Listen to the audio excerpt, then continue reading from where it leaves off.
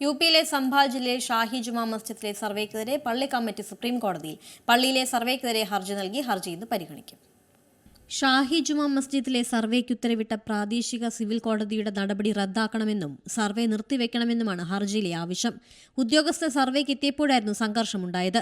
പ്രതിഷേധത്തെ തുടർന്ന് കണ്ണീർവാതവും ലാത്തിചാർജും പ്രയോഗിച്ചു.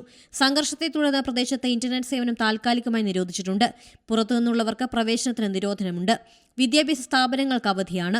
സംഘർഷത്തിൽ 3 പേർ കൊല്ലപ്പെടുകയും 20-ലേറെ പോലീസുകാർക്ക് പരിക്കേൽക്കുകയും ചെയ്തു. സംഭവത്തിൽ 20-ലേറെ പേർ കസ്റ്റഡിയിലാണ്. ഹിന്ദു ക്ഷേത്രത്തിന്റെ സ്ഥാനത്താണ് പള്ളി നിർമ്മിച്ചതെന്ന തർക്കം കോടതിയുടെ പരിഗണനയിലുണ്ട്.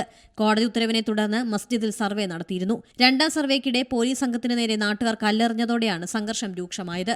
പോലീസും സമരക്കാരും തമ്മിൽ ഏറ്റുമുട്ടലുണ്ടായി. തുടർന്നാണ് വലിയ സംഘർഷത്തിലേക്ക് എത്തിയത്. National desk, C Malayalam news. ഏറ്റവും പുതിയ വാർത്തകളും വിശേഷങ്ങളും വിരൽത്തുമ്പിലറിയാൻ സി മലയാളം ന്യൂസ് എല്ലാ ഡിജിറ്റൽ പ്ലാറ്റ്ഫോമുകളിലും ലഭ്യം.